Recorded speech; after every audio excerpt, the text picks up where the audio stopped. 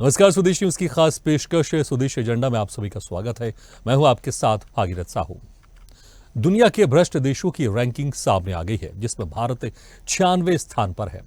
हम और हमारी सरकारें इस बात से खुश हो सकती हैं कि हमारे पड़ोसी देशों पाकिस्तान, बांग्लादेश, श्रीलंका से हमारी स्थिति थोड़ी ठीक है।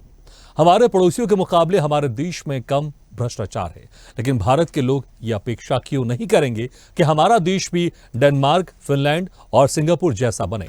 इन देशों में बेहद मामूली या जिसे कह ले कि भ्रष्टाचार है ही नहीं। सबसे कम भ्रष्टाचार वाली सीपीआई रैंकिंग में ये देश सबसे ऊपरी पायदान पर है। आज के एजेंडे में चर्चा भ्रष्टाचार के कारणों पर, इसकी चुनौतियों पर, इसके दुष्प्रभावों पर, इसके समाधान पर, सिस्टम पर, समाज पर, राजनीति पर, कुल मिलाकर हर उस पहलू पर जो भ्रष्टाचार से जुड़ा है। इस पर चर्चा करेंगे, लेकिन पहले ये खास रिपोर्ट आपको दिखा देते हैं।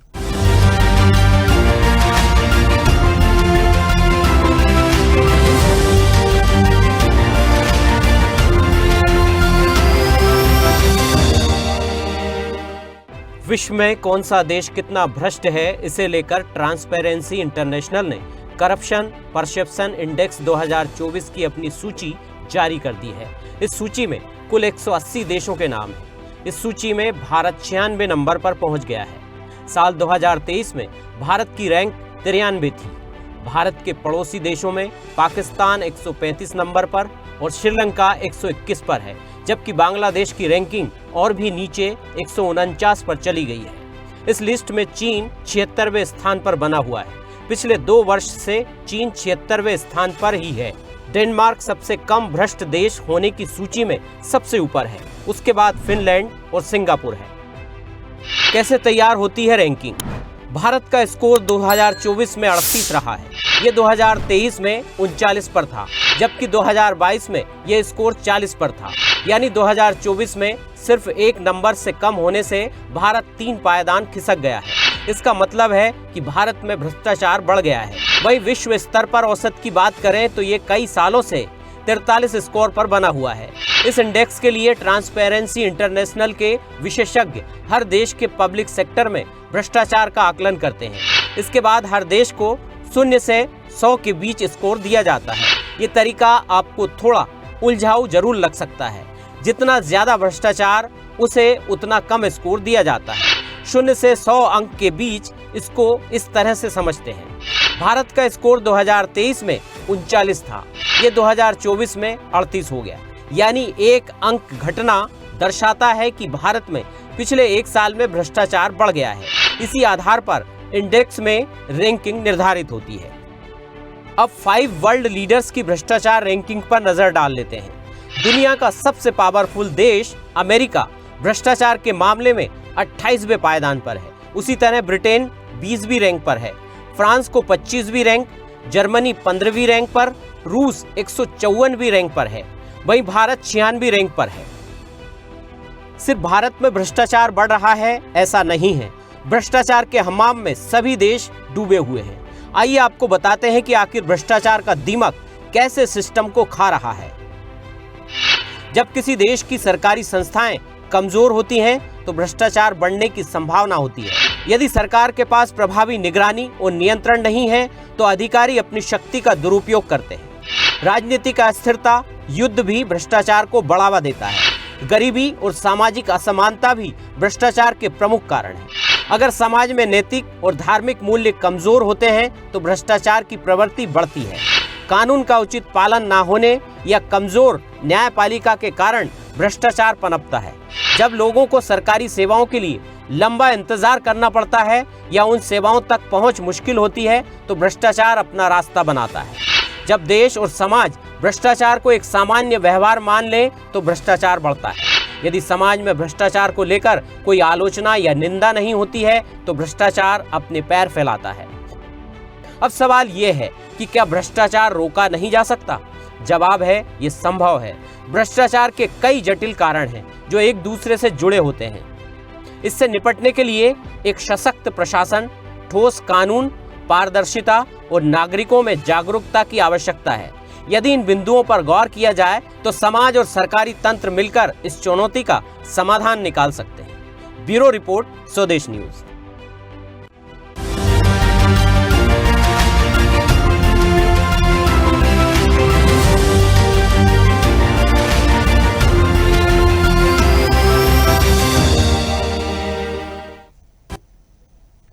तो जिस तरह से करप्शन परसेप्शन ये रिपोर्ट सामने आ गई है, भ्रष्टाचार ऐसा मामला है जो हर आम और खास से जुड़ा हुआ है। हर कोई चाहता है कि समाज भ्रष्टाचार मुक्त हो, देश भ्रष्टाचार मुक्त हो, लेकिन जो रिपोर्ट सामने आई है वाकई इसमें थोड़ा जो भारतीय हैं उनको निराशा जरूर होगी, क्योंकि जो हमारा पायदान है वो हम खसक गए हैं। पहले 93 थे, अब 96 हो गए, स्कोर भी हमारा कम हो गया है। चलिए इसी खास मुद्दे पर हम चर्चा शुरू करते हैं और जो मेहमान हमारे साथ मौजूद है मैं उनका आप लोगों से तारुफ कराता हूं। हमारे साथ हैं बीजेपी नेता संदीप वर्मा जी, कांग्रेस नेता प्रबल प्रताप शाही जी, विदेश मामलों की जानकार ब्रह्मदीप अलूने जी, वरिष्ठ पत्रकार कुमार राकेश जी, वरिष्ठ पत्रकार पाकिस्तान से राणा अली जोहेब जी और स्वदेश न्यूज के channel head RP Srivastava sir. आप सभी मेहमानों का स्वागत है हमारे इस खास चर्चा में। सबसे पहले आरपी श्रीवास्तव सर, जिस तरह से जैसे मैंने पहले भी कहा कि भ्रष्टाचार ऐसा मुद्दा, हर कोई चाहता है कि समाज भ्रष्टाचार मुक्त हो, देश भ्रष्टाचार मुक्त हो, लेकिन जिस तरह से ये करप्शन परसेप्शन रिपोर्ट 2024 सामने आई है, इसका आप आकलन किस तरह से करते हैं? क्योंकि जो इसमें रैंकिंग है हमारे इसमें पिछड़ गई, पहले 93 थे, अब 96 हो गए हैं। देखिए भागीरथी जी, मेरा कहने का मतलब यह है कि जो भ्रष्टाचार की जो परिभाषा है, करप्शन की बात है, आपने देखा होगा कि जो रिपोर्ट आई है उसमें हम जरूर तीन पायदान नीचे खिसक गए हैं, लेकिन भारत में अन्य देशों की तुलना में अगर आप देखें, हम बात फिनलैंड और इनकी सिंगापुर या डेनमार्क की न करें तो दुनिया के तमाम ऐसे देश हैं जिन पर आप देखेंगे कि भ्रष्टाचार चरम पर है। और भ्रष्टाचार है क्या, करप्शन है वो क्यों रहा, इसके पीछे रीज़न ये होता है कि वहाँ की जो ब्यूरोक्रेसी है किस तरह से काम कर रही है, वहाँ की जुडिशियरी किस तरह से काम कर रही है, वहाँ का जो प्रशासन तंत्र है, यहाँ की सरकारें क्या कर रही हैं। भ्रष्टाचार किसी भी देश में एक बहुत महत्वपूर्ण मुद्दा है और शायद अगर यहाँ करप्शन फ्री हो जाए तो हमको लगता है कि किसी देश के विकास में कोई जो है किसी तरह की कमी नहीं हो सकती है। लेकिन यहाँ पर आप देखते होंगे कि ये जो हर साल दर साल ये रिपोर्ट जारी होती है और भ्रष्टाचार की सूची में देशों का नाम आता है, बहुत सारे देशों का नाम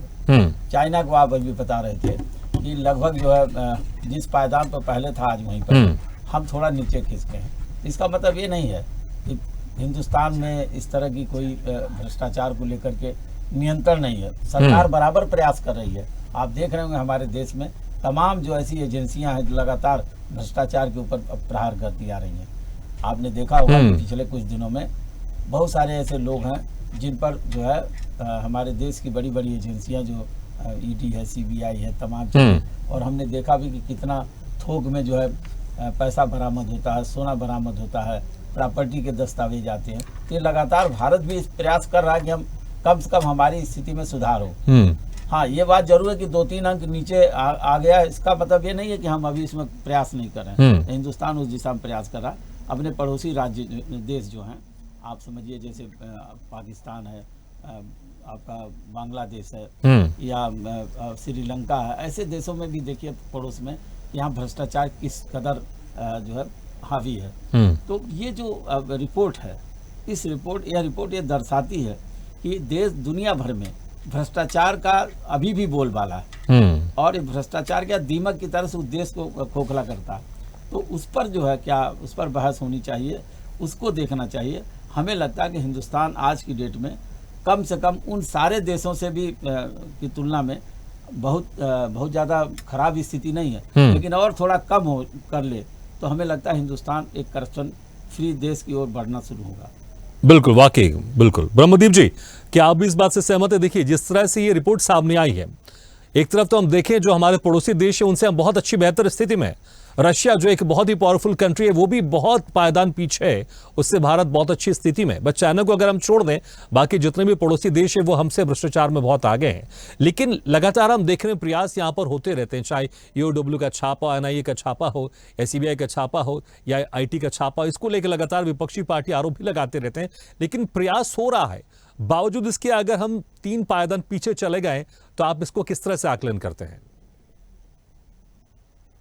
भ्रष्टाचार जो है, मेरी आवाज आ रही है? जी आ रही है आपकी आवाज जी। देखिए भ्रष्टाचार जो है वो एक ऐसी लाइलाज बीमारी है जो आर्थिक असमानता से है, सामाजिक असमानता है, जो पारदर्शिता की कमी है, जो जवाबदेहिता की कमी है, जो उसके राजनीतिक कारण भी बहुत सारे हैं।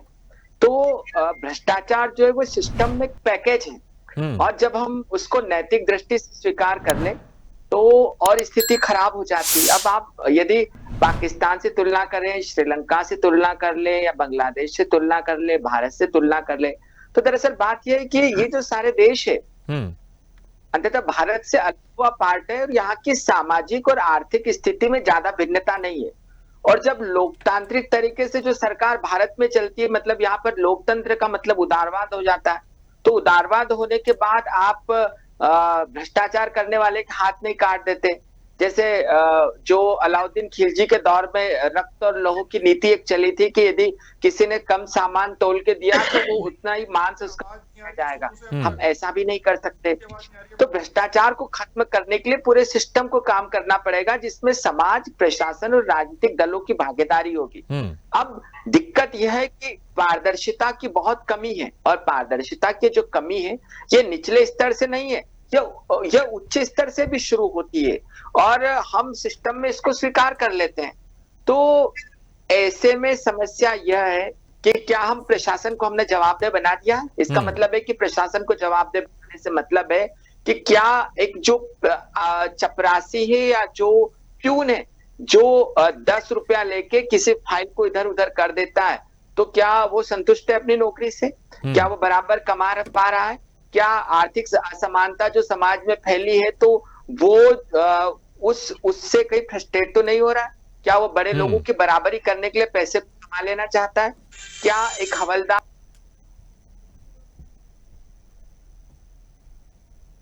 क्या वो अपनी स्थिति से संतुष्ट है? क्या वो चमकदार गाड़ियों में अपने बच्चों को नहीं बिठा पाता?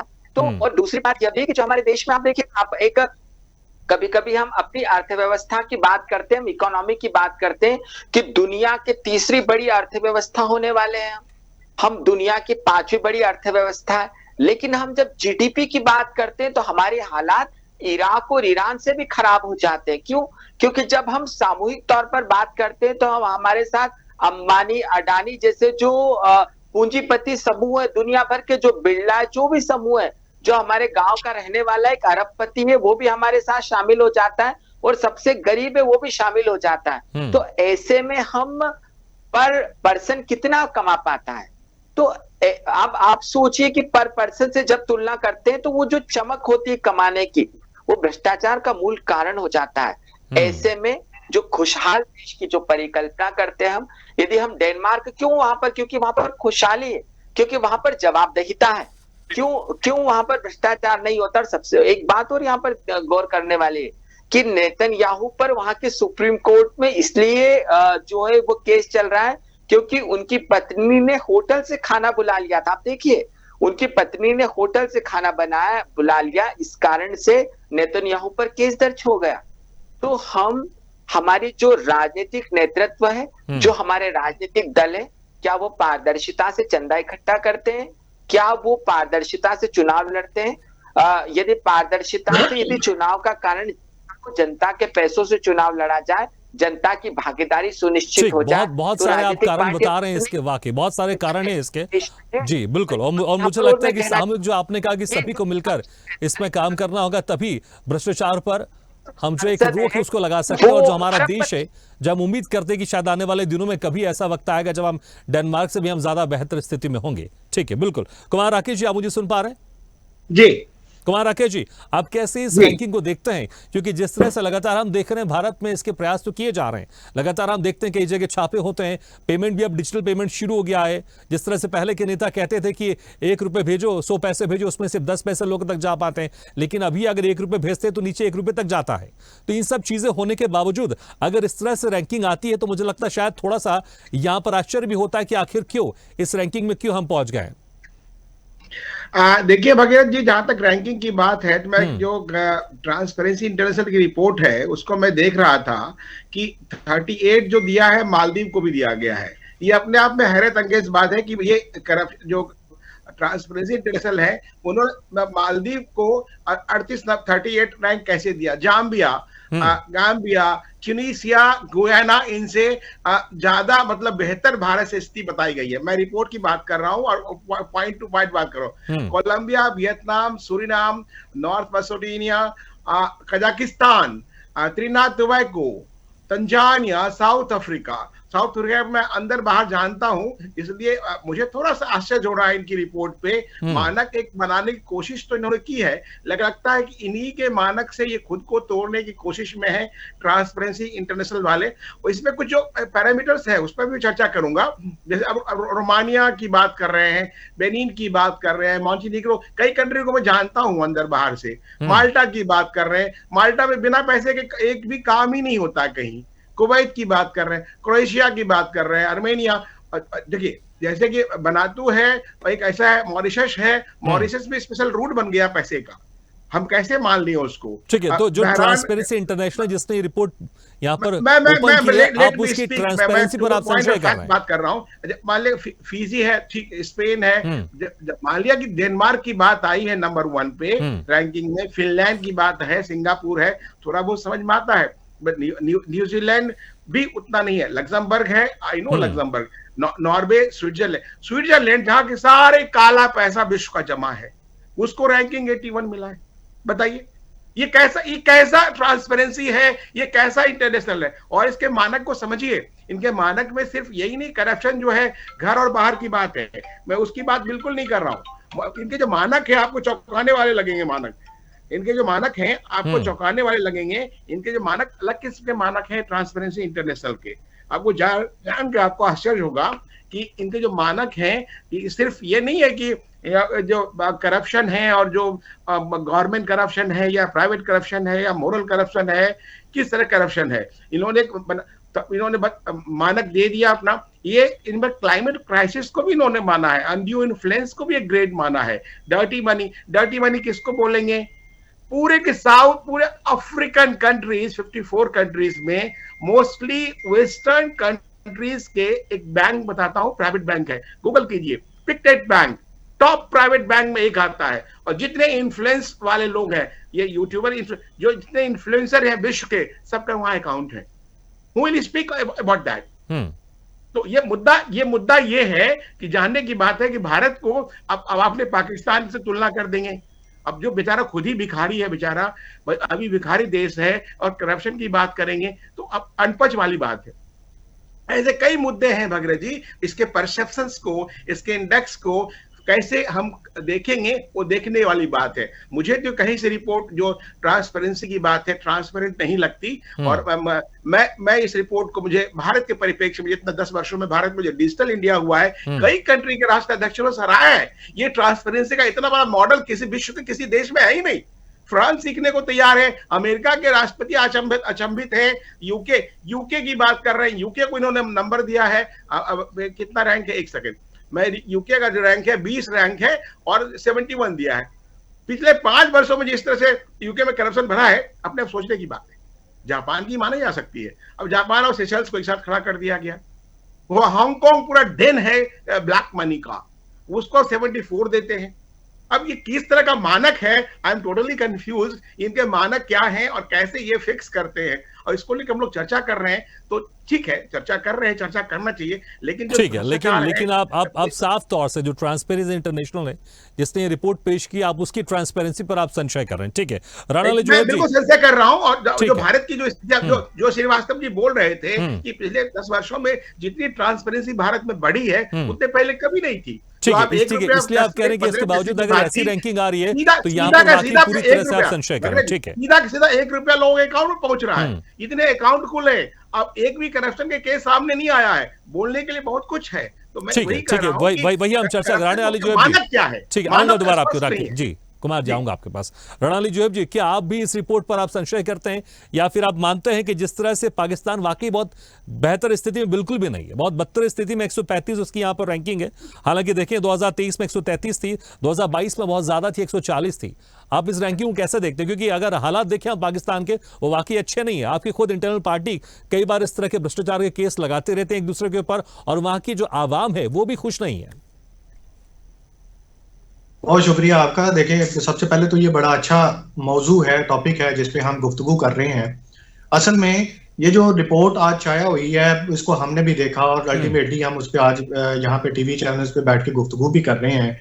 तो कहीं ना कहीं तो हम इसको जुटला तो नहीं सकते। ये तो हम ये नहीं कह सकते कि ये उन्होंने जो रिपोर्ट भेजी है ये फेक है या इसमें किसी किस्म की कोई कोताहियां हैं। हाँ, कोई ऊंच नीच 19-20 जरूर हो सकती है, 100% तो क्लियर नहीं हो सकती, लेकिन हम ये नहीं कह सकते हैं कि ये बिल्कुल 50% झूठी है, 70% झूठी है, या 80% भी झूठी है, या 30% भी इवन दैट इसकी ट्रांसपेरेंसी पे किसी किस्म का शक जो है वो नहीं किया जा सकता।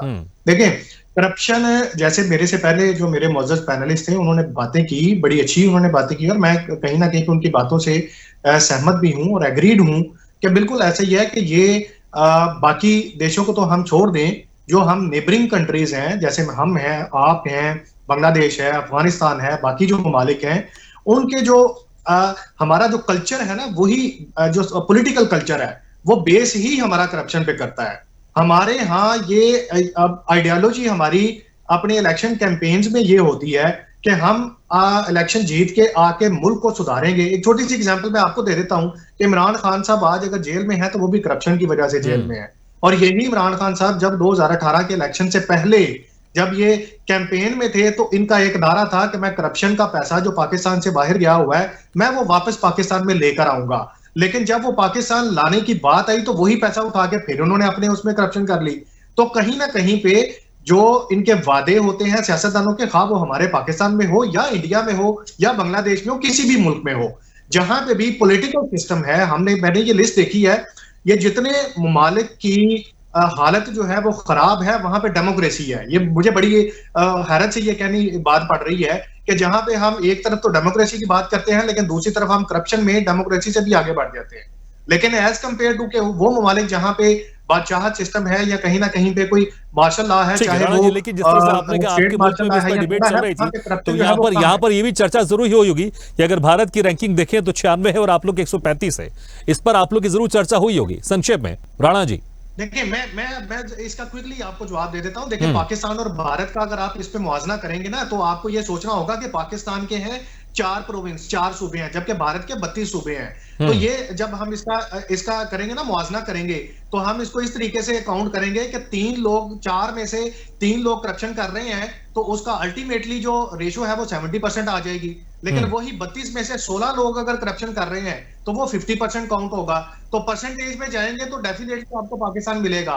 लेकिन जब आप गणित पे जाएंगे, जब आप उसकी क्वांटिटी पे जाएंगे तो अल्टीमेटली आपको ज्यादा जो है वो भारत ही लगेगा, चाहे वो इंडेक्स में कम है, लेकिन आप करप्शन की जो एक रेशो है, जो रेट है, जो रैंकिंग है, उसको देखेंगे तो पाकिस्तान उसमें बेहतर है कहीं पे। लेकिन जो स्कोर है उसमें आप ये कह सकते हैं चूंकि जगह थोड़ी है, लोग ज्यादा है, करप्शन करने वाले ज्यादा हैं, तो जहां पे ज्यादा है तो वो परसेंटेज के हिसाब से मैंने आपको आई थिंक बड़े अच्छे तरीके से नहीं, हालांकि इस आपके आकलन से मैं सहमत नहीं हूं, क्योंकि अगर आप पॉपुलेशन देखेंगे भारत की वो कई ज्यादा है पाकिस्तान से, अगर आप जो क्वांटिटी की बात कर रहे थे, मुझे लगता है अगर पॉपुलेशन के हिसाब से क्वांटिटी देखेंगे आप तो मुझे लगता है पाकिस्तान की ज्यादा निकलेगी, क्योंकि अक्सर हम एवरेज परसेंटेज पर जाते हैं। संदीप वर्मा जी, देखिए जिस तरह से हम इस रैंकिंग पर हम लगातार चर्चा कर रहे हैं, अभी आपने वरिष्ठ पत्रकार पाकिस्तान से राणा अली जोएब जी को सुना होगा और बिल्कुल खुले मन से इस रिपोर्ट को स्वीकार कर रहे हैं, लेकिन जो कुमार राकेश जी हैं वरिष्ठ पत्रकार, वो इसकी ट्रांसपेरेंसी पर संशय कर रहे हैं। आप इसको स्वीकार करते हैं या आप भी संशय करते हैं? क्योंकि जिस तरह से लगातार आप लोग डिजिटल इंडिया की बात करते हैं, डिजिटल पेमेंट की बात करते हैं और आप लोग कहते हैं कि भ्रष्टाचार पर हमने लगाम लगाई है, लेकिन रैंकिंग कुछ और बयां कर रहा है। जी नमस्कार, मुझे आपकी शुरू में आवाज नहीं आ रही थी, कोई टेक्निकल इशू होगा जी। मैंने सुना, आपका राणा जी को सुना, उससे पहले जो वक्ता थे उन्हें भी मैंने सुना। मुझे लगता है कि सबका अपना अपना नजरिया है, और जहां तक की बात आती है भ्रष्टाचार की, तो इसमें कोई संशय नहीं है कि भ्रष्टाचार है, इसमें कोई दो राह नहीं है। मगर कब कितना भ्रष्टाचार हुआ, अब इतना है, अब ज्यादा है, मैं उस पर बात नहीं करता। मगर हाँ, जब से भारतीय जनता पार्टी की सरकार आई है, माननीय मोदी जी प्रधानमंत्री बने हैं, तो बहुत सारी चीजें ट्रांसपेरेंट हुई हैं। और जो पहले देश के प्रधानमंत्री बोलते थे कि हम 1 रुपया भेजते हैं और क्या नाम है 20 पैसे पहुंचते हैं आगे, तो वो चीज अब नहीं है। वो चीज में बिल्कुल कोताही नहीं है। अब जो पैसा, ठीक है संदीप जी, लेकिन जिस तरह से हम रिपोर्ट के आंकड़ों को लेकर बात कर रहे हैं, मैं एक आंकड़ा आपको बता देता हूं 2010 और 2013 का। उस वक्त इंडिया का जो रैंकिंग थी वो 91 थी और 94 थी। अभी अगर हम देखेंगे 2024 में 96 है वो। तो ये आंकड़ा मैंने आपको बता दिया, क्योंकि आप कह रहे थे कि पहले की तुलना, इसलिए मैंने पहले की तुलना के आंकड़े भी आपको बता दिए हैं। पहले 91, 94, 2010, 2013 में और 2024 में 96 है। जी जी जी, वो मैंने पढ़ा हुआ है सब, मैं समझ रहा हूँ आपकी बात। तो कहीं ना कहीं देखिए जो हमारे प्रधानमंत्री हैं, इसमें कोई दुरा नहीं है, बहुत ईमानदार हैं, इस पे कोई शक नहीं है। कोई भी पूरे देश और विदेश में जो उनका नाम है, जो चर्चा में है, रहते हैं, वो आज भी वो बाहर हैं, तो जानते हैं सब लोग ईमानदार आदमी। कहीं ना कहीं कुछ ना कुछ कमी रह रही है जहां पे भ्रष्टाचार है। मैं मानता हूं इस बात को, भ्रष्टाचार है, मगर वो कैसे कम किया जाए, कम करा जा रहा है, क्या उस पर काम हो रहा है, वो सरकार की वो जो चीजें चल रही हैं उसमें कहीं ना कहीं उसे भी खत्म कर लिया जाएगा। मगर मैं मानता हूं कि ये जो रिपोर्ट है इस पे मैं नहीं जाऊंगा कि क्या इनका फैक्टर है, किस आंकड़ों पे ये बनाते हैं। हो सकता है कि पहले भ्रष्टाचार उससे कम हुआ हो या खत्म करने की कोशिश की जा रही हो, मगर रिपोर्ट में उसके अंक क्योंकि ज्यादा आए हैं या कम आए हैं, उस वजह से वो रिपोर्ट में फर्क आया। मैं इस चीज में नहीं जाना चाहता, मगर हाँ ये है कि सबका अपना अपना आकलन है। मेरा जो आकलन है, हमें भी लगता है कि भ्रष्टाचार जो सदियों से चला आ रहा है, जो मैं कांग्रेस नहीं कहूंगा, शायद उससे भी पहले से, कहीं अंग्रेजों के जमानों से भी चला आ रहा है, तो वो उस चीज में कोशिश की जा रही है। मगर कई लोगों की नसों में, मैं बहुत स्पष्ट बोलता हूँ इस चीज को भागीरथ जी, कि वो लोगों की नसों में घुसा हुआ है, वो ब्लड में घूम रहा है। वो लोग नहीं चाह रहे हैं कि भ्रष्टाचार खत्म हो या कम हो। तो इसमें सरकार अपनी कोशिश कर रही है, मगर जो अधिकारी हैं या जो किसी डिपार्टमेंट में ऐसे लोग बैठे हैं जो भ्रष्टाचार को नहीं चाह रहे हैं वो खत्म हो, वो इस देश को नुकसान पहुंचा रहे हैं। अब उसका आंकड़ा कितना कम हुआ है ये मैं नहीं कह सकता, मगर हाँ ये जरूर बात है कि माननीय प्रधानमंत्री हो और जिस प्रदेश में मैं रहता हूँ, माननीय मुख्यमंत्री हो योगी आदित्यनाथ जी, मैं उत्तर प्रदेश में रहता हूँ, तो उन्होंने बहुत कोशिश की है और कहीं ना कहीं हद तक इस पे लगाम लगाई है। मगर फिर भी जो पुराने जमाने से चले आ रहे हैं अधिकारी या जो भी बाबू हैं या जो भी हैं, वो कहीं ना कहीं नुकसान पहुंचा रहे हैं इस देश को, और वो भ्रष्टाचार में ठीक है। तो मैं ऐसा समझू कि आप कहना चाह रहे हैं सरकार की तो मंशा है भ्रष्टाचार पूरी तरह से खत्म हो जाए, लेकिन सिस्टम में ये जो भ्रष्टाचार घुसा हुआ है ये खत्म होने का नाम नहीं ले रहा है। ठीक है, प्रबल प्रताप शाही जी। ठीक है प्रबल प्रताप शाही जी, देखिए मैंने कुछ आंकड़े आप लोग की सरकार के समय के भी बताया, मैंने 2010 और 2013 को लेकर भी बताया, जहां पर 2010 में 91 और 2013 में 94 था, और अभी 2023 में 93 और 2024 में 96 था। तो अगर देखेंगे तो स्थिति वैसे ही, ज्यादा कुछ बदली नहीं है। पॉइंट ज्यादा दिए कम दिए, वो किस आधार पर दिए, मैं उस चीज को नहीं कह रहा, मगर हाँ ठीक है, हो सकता है कि भ्रष्टाचार कम हुआ हो और काफी कम हुआ हो, मगर ये रिपोर्ट आई है उसके आधार पर हम बात कर रहे हैं, वो विषय है बात करने का, उस पर करिए। ठीक है, आप एक्सेप्ट भी कर रहे हैं, लेकिन थोड़ा सा बच के, थोड़ा सा छुप के। ठीक है प्रबल प्रताप शाही जी, ठीक है, आप क्या कहना चाहेंगे? देखिए मैंने बताया कांग्रेस के समय के भी मैंने आंकड़े बताए, अभी के भी आंकड़े बताए, स्थिति ज्यादा बदली नहीं है, लेकिन जिस तरह से हम देखते हैं, जो पहले जो एक चीजें थी जिसमें ट्रांसपेरेंसी कम थी, ट्रांसपेरेंसी तो है, क्योंकि जितना पैसा भी भेजा जाता है पहले की तरह नहीं होता कि 1 रुपए भेजे जाते हैं तो सिर्फ 10 पैसे नीचे जाते हैं। अभी 1 रुपए अगर भेजे जाते हैं तो 1 रुपए पूरे के पूरे जो हितधारक है उनको मिलते हैं। क्या कहना चाहेंगे आप इसका? मैं कह रहा हूं जो ठीक है संदीप जी, आऊंगा आपके पास। ठीक है, आऊंगा।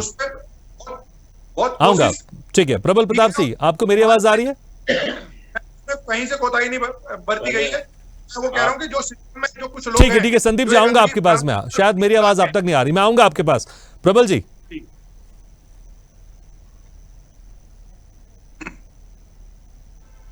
प्रबल जी आपको मेरी आवाज आ रही है? प्रबल जी मुझे लग रहा है शायद आपने म्यूट करके रखा हुआ है, अगर आप उसको अनम्यूट कर देंगे आप सिस्टम को तो जी आ रही है, आपकी आवाज आ रही। जी अपनी बात कंटिन्यू कीजिए। ये म्यूट मैं कर दे रहा हूँ, लेकिन म्यूट अनम्यूट अपने आप। जी मैं ये कह रहा था कि सवाल आप मुझसे पूछ रहे थे, अब मैं आराम से जवाब दे दूं? जी प्लीज। तो भारतीय जनता पार्टी के और उनके साथियों को दूं जवाब? जी प्लीज। देखिए ऐसा है कि तो ये आया है भ्रष्टाचार वाला, अब लिस्ट आई है कि कौन कितना ईमानदार है, कौन कर्मचारी है। उसमें एक ही चीज आप समझिए कि सीबीआई, ईडी, इनकम टैक्स सबके छापों के बाद अगर भ्रष्टाचार के इतने वो आ रहे हैं, मानक आ रहे हैं, मानक पर भारत एकदम गिर रहा और पाकिस्तान से थोड़ा ऊपर है, इसके पीछे कारण है कि ईडी के अधिकारी भी अभी छापों में गिरफ्तार होते पकड़े गए, वो खुद भ्रष्टाचार में लिप्त है। तो वो तो 1-2 पकड़े गए, वैसे बहुत सारे लोग होंगे। ऊपर अडानी के ऊपर जो केस है कि अडानी ने पैसा अमेरिका के स्टॉक मार्केट से उठाया और भारत के 5 राज्यों में ब्यूरोक्रेसी को पैसा दिया, इसका अर्थ है कि ब्यूरोक्रेसी भ्रष्टाचार से लिप्त है। इसका अर्थ है कि नरेंद्र मोदी का जो नारा था, आपकी हुआ बहुत हुई भ्रष्टाचार पर, बहुत भ्रष्टाचार और उसकी बार फलाना सरकार, मुझे लगता है कि नरेंद्र मोदी फेल हो चुके हैं अपने उस पर, जो एजेंडा इनका था उस पर फेल हो चुके हैं। इनके अधिकारी, इनके नेता, इनके मंत्री स्वयं भ्रष्टाचार को जो है लिप्त हैं और भ्रष्टाचार को बढ़ावा दें। चाहे भारतमाला प्रोजेक्ट हो, चाहे वो आप नदी को जोड़ने का प्रोजेक्ट हो, चाहे वो स्वच्छ गंगा प्रोजेक्ट हो, चाहे वो निर्मल गंगा भारत प्रोजेक्ट, जो इतने प्रोजेक्ट्स इनके हैं, चाहे इनका प्रधानमंत्री आवास योजना हो, चाहे वो इनका जो है स्वच्छता अभियान वाला योजना हो, चाहे वो बिजली लगाने वाला योजना, सब में भ्रष्टाचार आखंड डूबे हुआ है।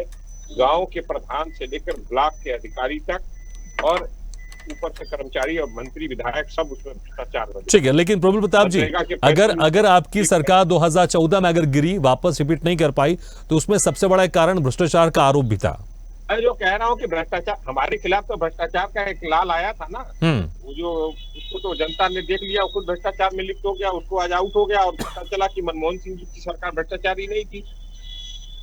अब सारा सीएजी की रिपोर्ट फेल हो गई ना, 2G स्पेक्ट्रम घोटाला और कौन कौन से घोटाले की बात वो कर रही थी सीएजी, कहा गया सीएजी का रिपोर्ट, सब फेल हो गया। तो इस समय तो वही जो भ्रष्टाचार के खिलाफ क्रूसेडर बन के आया था वो खुद ही गिरफ्तार हो गया और आज जो है जनता ने उसे बाहर कर दिया। ठीक है, हमको जो है जनता ने वोट नहीं किया क्योंकि हमको हमारे खिलाफ मीडिया के, बड़े मीडिया के वर्ग ने हमारे खिलाफ एक माहौल बनाया कि हम लड़ाई में नहीं है, इसलिए उसका फायदा दूसरी पार्टी को मिल गया, लोग केजरीवाल को हटा दिए।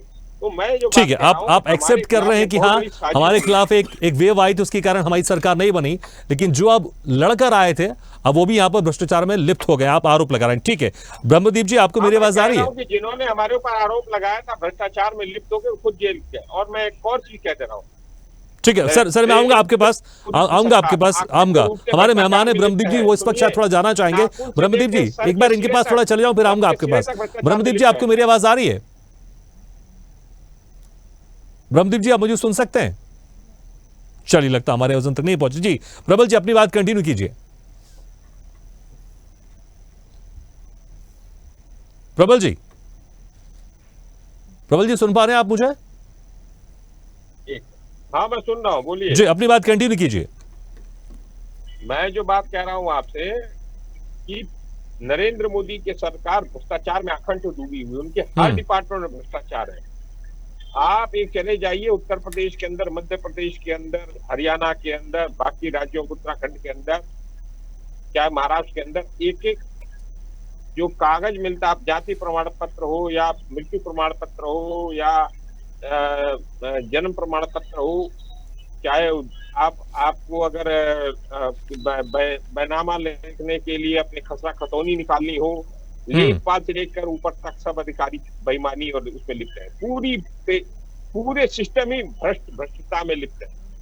तो आप कहां से आप वो करेंगे जब इनके मंत्री भ्रष्ट हैं, ईडी के अधिकारी भ्रष्ट हैं, सीबीआई के अधिकारी भ्रष्ट हो चुके हैं और वह लोग छापा मार रहे हैं, लोगों को ठीक है, लगातार आप लोग ऐसे आरोप लगाते रहते हैं, लेकिन जब इस पर कुछ कार्रवाई होती है तो आप लोग कहते हैं द्वेषपूर्ण कार्रवाई की जा रही है। ईडी अगर कार्रवाई करती है आप लोग उसका विरोध करते हैं, सीबीआई अगर कार्रवाई करती है आप लोग उसका विरोध करते हैं, एनआईए अगर कार्रवाई करती है उसका आप लोग विरोध करते हैं।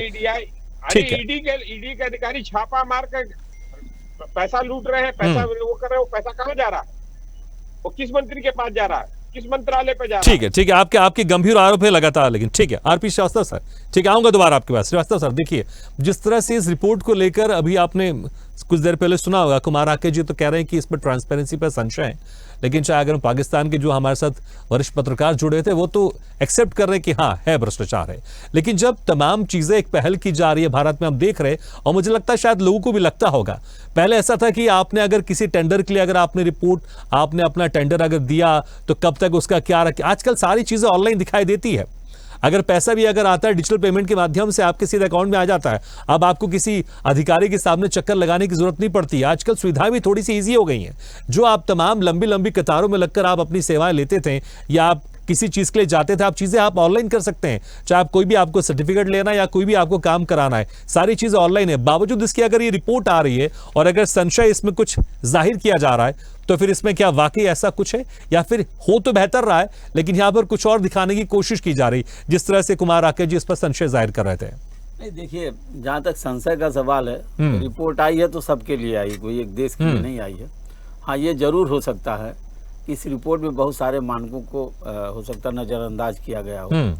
एक चीज़ जो मैं कहना चाहूँगा, जब से डिजिटलाइजेशन हुआ है, भारत सरकार ने एक काम तो बड़ा अच्छा किया। जो अभी होता था ना कि 1 रुपया भेजते हैं और 15 पैसे पहुँचता है, जब लोगों के खाते में, हितग्राहियों के खाते में सीधा पैसा जाने लगा है, तो एक जगह तो भ्रष्टाचार पर लगाम लगी है, अंकुश लगा है। इस बात को स्वीकार हमको लगता है सभी लोगों को करना चाहिए। हिंदुस्तान में एक जो परंपरा पहले रही है कि मजदूरों के खाते में पैसा, आप समझिए वहाँ तक जाते जाते फर्जी अंगूठा लगा देते थे और जो है बहुत सारे लगा के पैसे निकाल लेते थे। तो इस तरह का भ्रष्टाचार तो काफ़ी कुछ इस पर रोक लगी है। अब देखिए ऑर्गेनाइज्ड भ्रष्टाचार हो सकता है कि इसमें क्या है, ऑर्गेनाइज्ड भ्रष्टाचार में जहाँ ब्यूरोक्रेसी है, जहाँ जुडिशियरी है, जहाँ पर जो है पॉलिटिकल पार्टीज हैं, लीडर्स हैं, इनका पैमाना जो है डिजिटलाइजेशन में कहीं नहीं है। ये किस तरह से भ्रष्टाचार होता है ये सारी दुनिया जानती है, सारा देश जानता है। लेकिन सबसे बड़ा सवाल ये उठता है कि जो प्रयास सरकार कर रही है, जैसे ईडी सीबीआई, अभी प्रबल जी ने एक आरोप भी लगाया कि सीबीआई वाले, ईडी वाले खुद ही पकड़े जाते घूस लेते हुए, आते हैं, बहुत सारे मामले आ रहे हैं। लेकिन हाँ, प्रयास सरकार जरूर कर रही है। अब जहाँ तक अभी पाकिस्तान के हमारे मित्र पत्रकार जो बोल रहे थे, उन्होंने बड़ी साफगोई से इस बात को स्वीकार किया कि भ्रष्टाचार है। तो हमको लगता है कि हमको भी स्वीकार करना चाहिए। हाँ, उसका जो है एक तरह से उसका वो कम हो गया होगा, हो सकता है कि उसका जो जिस क्वांटिटी में होना चाहिए उसमें हम हो सकता है कि कहीं कम हो। लेकिन भ्रष्टाचार है तो सबको स्वीकार कर लेना चाहिए। और केवल एक देश में नहीं, पूरी दुनिया में भ्रष्टाचार है, बहुत सारे देशों में बढ़ चढ़ के भ्रष्टाचार में लोग हिस्सा लेते हैं। तो हमको लगता है कि जो पहले भ्रष्टाचार शिष्टाचार हुआ करता था, आज भी बड़े जो ऑर्गेनाइज सेक्टर में है वहाँ पर, या जो इस तरह की चीज़ें हैं जो भ्रष्टाचार एक तरीके से किया जाता है, कहीं किसी प्रदेश या किसी देश का नाम लेना उचित नहीं होगा। लेकिन इतना जरूर है कि जो मामले आज की डेट में सामने आते हैं, मीडिया में आते हैं, तमाम चीज़ें, बहुत सारी चीज़ों पर हो सकता है कि हम लोग भी पीछे हट जाते हैं दिखाने में, लेकिन इतना जरूर है, समझ में आता है कि भ्रष्टाचार है। लेकिन जो वर्तमान सरकार है उस पर काफ़ी संवेदनशील है। और एक जगह हम ये मानेंगे कि भ्रष्टाचार जो निचले स्तर पर जाता था वहाँ पर जरूर लगाम लगी है। बिल्कुल, वाकई। और इसलिए मुझे लगता है कि शायद अगर देखें देश में जिस तरह से लगातार तीसरी बार यहाँ पर सरकार बनी है और नरेंद्र मोदी के नेतृत्व में, तो मुझे लगता है कहीं ना कहीं शायद जनता को भी लग रहा होगा कि बेहतर स्थिति में देश आगे बढ़ रहा है, इसलिए शायद तीसरी बार फिर से जिता। हालांकि कुछ नंबर जरूर कम हो गए थे इस बार। लेकिन कुमार राकेश जी, आप जो संशय खड़ा कर रहे थे इस रिपोर्ट के पीछे, आप इसकी क्या वजह देखते हैं? क्योंकि संशय आपने खड़ा किया है, इसलिए हम वजह भी जानना चाहें, आखिर क्यों आप इसकी पीछे क्या वजह, क्या आप इसको यूरोप एशिया की तर्ज पर भी कुछ बांटने की कोशिश करना चाहते हैं कि यूरोप के हिसाब से, एशिया के हिसाब से इसको अलग अलग यहाँ पर पेश करने की कोशिश की गई है, एक इमेज बिल्ड करने की कोशिश की गई? संशय अगर आप कर रहे हैं तो क्यों कर रहे हैं? देखिए, संशय का कारण जो आपने 2010-2013 की बातें बताई, उस दौरान की मैं बात करूं, उस समय जितने बड़े बड़े स्कैम हुए है ना, वो लंबी सूची है, मैं उसमें नहीं जाना चाहूंगा, है ना। तो चाहे वो कॉमनवेल्थ गेम का हो, चाहे उस 2010 का ही है वो सत्यम स्कैम हो, या यदि हम उस दौरान की बात करें तो हम उस मानक को कैसे माने कि इतने बड़े स्कैम के बावजूद अच्छी मार्किंग की गई, रैंकिंग की गई भारत की। पहले हमारे लिए भारत इंपॉर्टेंट है, बाद में कोई सरकार है, चाहे किसी की सरकार हो। तो लेकिन जो कर्म किए, जो करेंगे, जो सरकार करेगी, चाहे जो व्यवस्था करेगी, उसको झेलना है, भुगतना है। जैसा श्रीवास्तव भी कह रहे थे कि डिजिटल इंडिया से, जैसा आपने बताया 1 रुपया 15 पैसे की बात थी, राजीव गांधी ने 1987 में, जो हरदेव जोशी सरकार थी राजस्थान में, उन्होंने डूंगरपुर सभा में कहा था कि 1 रुपया भेजता हूँ, 15 पैसे पहुंचता है। मैंने मनमोहन सिंह रहे 10 साल, 3 उन्होंने प्रेस कॉन्फ्रेंस किया, तीनों मैंने पूछा, बेचारे मनमोहन सिंह ने बहुत ही घुमा फिरा के, we are looking, we are strengthening the system, how we will be go, let me see, like that. कोई आंसर उन्होंने नहीं दिया। रही बात अभी जो व्यवस्था चल रही है और जो पहली व्यवस्था थी, उसमें काफी आमूलचूल परिवर्तन हुआ है। डिजिटल इंडिया जो है एक बहुत बड़ा मानक है।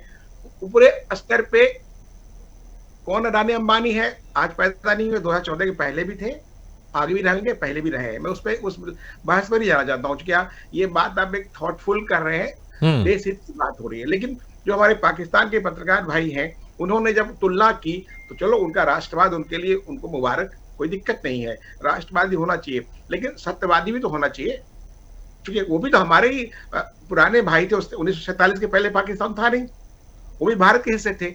और तीसरी जो हिस्टोरिकल जो है करप्शन का हिस्ट्री जो है, वो अंग्रेज और मुगलों के जमाने से चला आ रहा है। वो जो अभी एक संदीप जी बोल रहे थे कि जो समाया हुआ उसको पूरा निर्मूलीकरण करना, मुझे लगता किसी के बस की बात नहीं है। एक तरह चला आ रहा है, चलेगा, लेकिन जो एक ईज ऑफ डूइंग है या एट ईज ऑफ लिविंग है, आम जनता को ज्यादा कष्ट न हो, ड्राइविंग लाइसेंस बनाने जाइए या कोई भी लाइसेंस बनाने जाइए, चाहे टैक्स जमा कीजिए या इनकम टैक्स जमा कीजिए, इस तरह के जितने रोजमर्रा के जो काम हैं वहां करप्शन 95%, मैं कहूंगा कि एक तरह से 95 नहीं, आज कहा जाए हद तक कंट्रोल हुआ है, और उसको हम नकार नहीं सकते।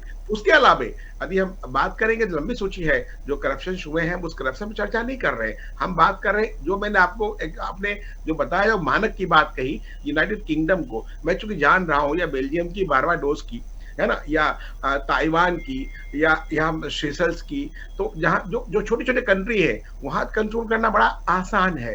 लेकिन हांगकांग जैसे देश हैं या यूके जैसे देश हैं, उनको अपने रैंकिंग हमसे ज्यादा दे दिया, बहामास को रैंकिंग, तो वो थोड़ा सा शक तो पैदा करता है कि इनका सिस्टम क्या है, इनकी मार्किंग क्या है, ये चाहते क्या है, कैसे बताना चाहते हैं। तो इसलिए मैंने कहा करप्शन जो है एक सनातन इशू हो गया। कभी इंदिरा गांधी की स्टेटमेंट को याद कीजिए, मैंने वो सुना है कि चाय की तरह समा गया, लेकिन हमको चाय की आदत बदलनी पड़ेगी।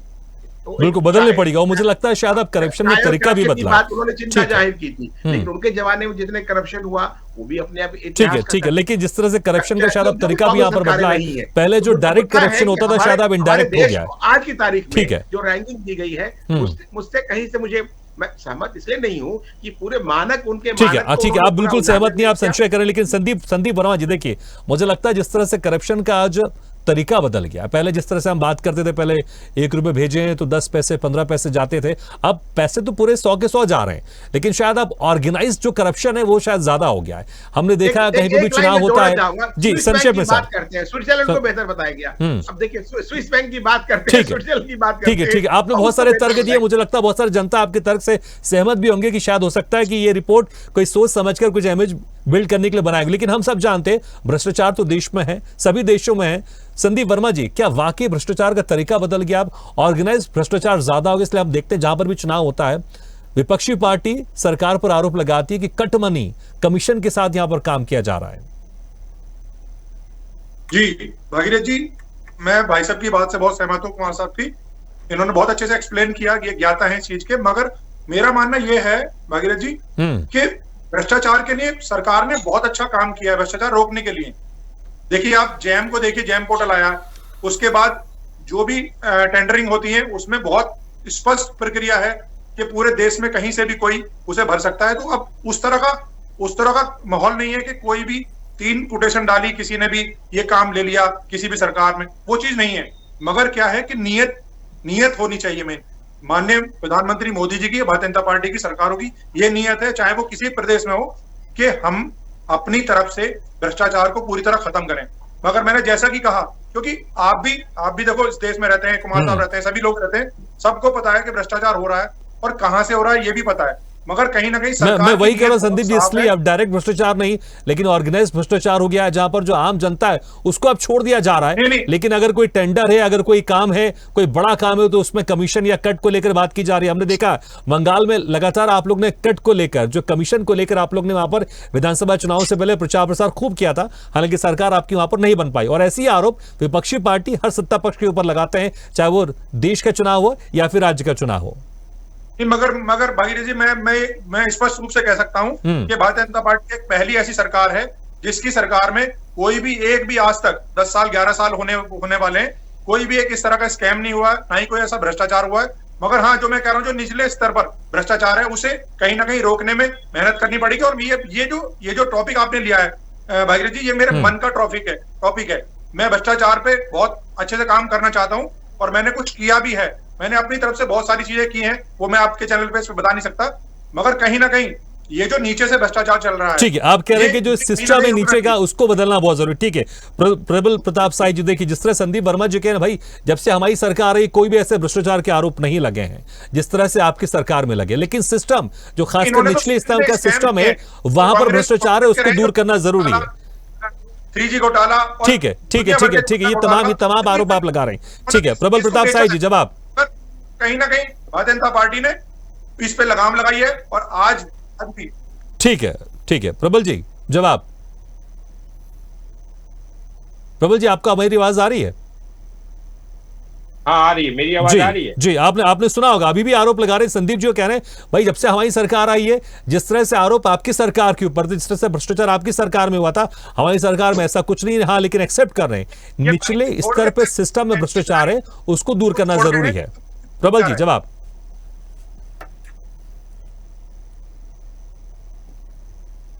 प्रबल जी मुझे लग रहा है शायद फिर से वो म्यूट हो गया है, अगर आप अनम्यूट कर देंगे आपकी आवाज हम तक पहुंच जाएगी। प्रबल जी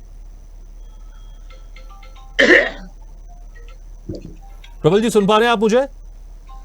एक बार फिर से जी जवाब दीजिए। आपने सुना होगा संदीप जी तमाम आरोप भी लगा रहे हैं और अपनी सरकार को लेकर बखान भी कर रहे हैं कि हमारी सरकार में कोई भ्रष्टाचार अभी तक नहीं हुआ है। मैं जो बात कह रहा हूं कि इनकी सरकार और इनके साथी अडानी के तो टंका विश्व में चल रहा है। अडानी के ऊपर जो है अमेरिका में केस हो गया, हिंदुस्तान में बात ही छोड़ दीजिए। तो भ्रष्टाचार में लिप्त ये इनकी पार्टी और इनके लोग कितने हैं, और नरेंद्र मोदी के दोस्त हैं वो, और नरेंद्र मोदी ने उनको पूरा देश का सारा संसाधन ही दे दिया है, चाहे वो एयरपोर्ट हो, पोर्ट हो, चाहे वो कुछ भी हो, कोयला हो, बिजली हो, सब कुछ तो दे दिया है। यहाँ तक कृषि भी देना चाह रहे थे, कुछ रुका हुआ है, बाकी कुछ दे ही दिया है। तो सवाल ये है कि अडानी को जो पैसा दिया वो कौन, जो चुनाव में इतना पैसा भारतीय जनता पार्टी लगाती है वो कहाँ से आता है? जो इनके 5 स्टार कार्यालय बने वो पैसा कहाँ से आता है? वो पैसा क्या है? इनके जो चार्टर्ड प्लेन से इनके चल रहे हैं वो कहाँ से पैसा आता है? इनके चुनाव में जो चॉपर्स चल रहे हैं 35-35, 40-40 एक चुनाव में इनके चॉपर्स लेते हैं, हेलीकॉप्टर, वो पैसा कहाँ से आता है? तो ये भ्रष्टाचार, और जहां तक आप जैम की बात कर रहे हैं, इसकी बात उसकी बात कर रहे हैं, मैं बता दूं कि पाकिस्तान के जो व्यक्ति हैं, उन्होंने, जो पत्रकार है, उन्होंने बड़े ही ईमानदारी से कहा कि हाँ भ्रष्टाचार है, और वो भ्रष्टाचार है। तो उनका एक प्रधानमंत्री, पूर्व प्रधानमंत्री शायद जेल में भी है, इमरान खान जिसका नाम है, जो क्रिकेटर हुआ करते थे, लेकिन हिंदुस्तान के अंदर तो नकार देते हैं। ठीक है, लेकिन आप जिनकी बात करें उनको वहां के आवाम ने नकार दिया। ठीक है, समय था हमारे पास, लेकिन कुछ टेक्निकल कारण आपको ज्यादा समय नहीं मिल पाएगा, माफी चाहूंगा। ठीक है, लेकिन पाकिस्तान की अगर आप बात करें, वहां के आवाम ने उनको नकार दिया है। अब जो इमरान खान है वो सत्ता से भी हट गए और राजनीति में भी नहीं है, और वो कहीं ना कहीं जेल में है। ठीक है, चलिए, बहुत बहुत शुक्रिया आपसे मेहमानों का, समय हमारा समाप्त हो गया, माफी चाहूंगा। संदीप जी शुक्रिया, प्रबल जी शुक्रिया आपका, ब्रह्मदीप जी अरुणिया शुक्रिया, कुमार राकेश जी, राणा जी और आरपी श्रीवास्तव शुक्रिया हमारी इस खास चर्चा में शामिल होने के लिए। तो जिस तरह से करप्शन परसेप्शन की रिपोर्ट सामने आई है, ये वाकई यहाँ पर थोड़ी चिंता की आवश्यकता है कि आखिर जिस तरह से हमारे देश में डिजिटल पेमेंट की लगातार बढ़ोतरी होती जा रही है, ट्रांसपेरेंसी बढ़ती जा रही है, बावजूद इसके रैंकिंग यहाँ पर खराब आई है। तो हमको कहीं ना कहीं, हम सब भी जानते हैं कि हमारे आसपास भ्रष्टाचार है, इसलिए हम सब की एक सामूहिक जिम्मेदारी हो जाती है कि अगर हम इस भ्रष्टाचार में सम्मिलित ना हो, हमारे सामने कोई भ्रष्टाचार करे तो उसका विरोध करें, तभी हम एक भ्रष्टाचार मुक्त समाज और देश बना पाएंगे। इसी के साथ हमारी खास पेशकश में फिलहाल इतना, लेकिन खबरों का सिलसिला लगातार जारी है। आप देखते रहिए स्वदेश न्यूज, सबसे पहले देश। ऐसे वीडियो के लिए लाइक करें, शेयर करें, फॉलो करें और YouTube पर जाकर सब्सक्राइब करें और बेल आइकन को दबाना ना भूलें। और ताजा तरीन अपडेट के लिए स्वदेशलाइव.com पर जरूर जाएं।